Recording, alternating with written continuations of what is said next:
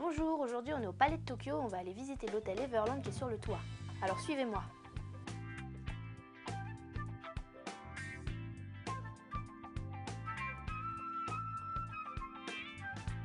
Pour ce qui est des origines du projet, l'hôtel Everland avait déjà avait eu déjà 2 autres histoires. Et donc ensuite il est arrivé à Paris, donc sur le toit du Palais de Tokyo. Il est arrivé le 16 octobre 2007 et il reste jusqu'à fin décembre 2008. L'hôtel Everland, donc ça fait 35-40 mètres carrés.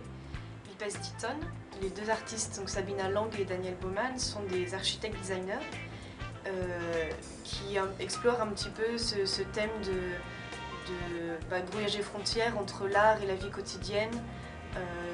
Et justement, donc cet hôtel est avant tout une œuvre d'art. Et le fait qu'on puisse y passer une nuit, c'est pas une œuvre d'art, on est dans une œuvre d'art. Donc la décoration également n'est pas très fournie, il n'y a pas d'objets décoratifs, tous les objets sont à peu près usuels. C'est parce que chaque objet est un petit peu une sculpture dans une sculpture. Donc la nuit est payante. En semaine, une nuit à Everland, c'est 333 € et en week-end, 444 €. Et donc pour réserver, en fait, c'est un fonctionnement un petit peu particulier, puisqu'il faut se connecter sur le site.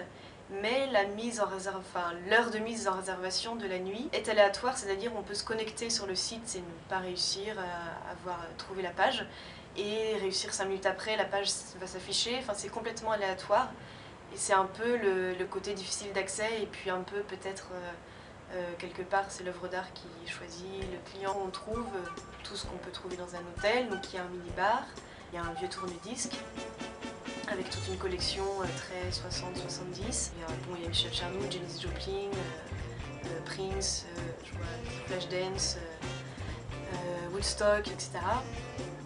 Donc il y a le téléphone, il y a le Wi-Fi, on peut se connecter, avoir son ordi, etc.